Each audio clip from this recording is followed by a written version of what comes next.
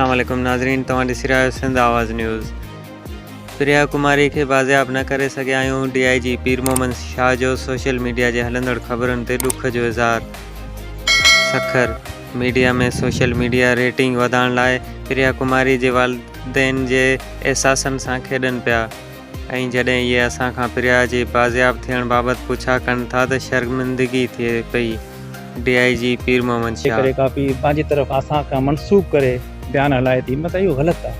मतिलबु तव्हां हिकिड़े माउ खे मतिलबु एॾी सेंसिटिव हूंदी आहे हुनजी हिकिड़ी ममता, उन सां प्ले कयो था सोशल मीडिया ते ग़लति ख़बरूं हलाए करे, उन्हनि जी उमेदूं जेके आहिनि तव्हां मल्टीप्लाए करे ऐं पोइ असां खां वीचारा उहे पुछनि था त असांखे बि शर्मिंदगी थिए थी त असां कहिड़े माशरे में रहूं था।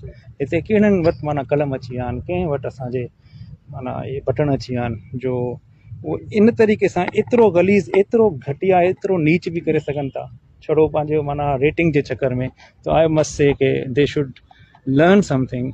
कंहिंजे अहसास सां माण्हू ईअं बि न खेॾे जो पंहिंजा 4 व्यूअर्स फॉलोअर्स वधाइण जे करे पोइ अहिड़ियूं ग़लति ख़बरूं हलाए। बाक़ी पुलिस होपफुल आहे, इंशाअल्लाह ताला जे ईंदी त असां छो लिकाईंदासीं, तव्हांखे सभ खां पहिरियां ॿुधाईंदासीं।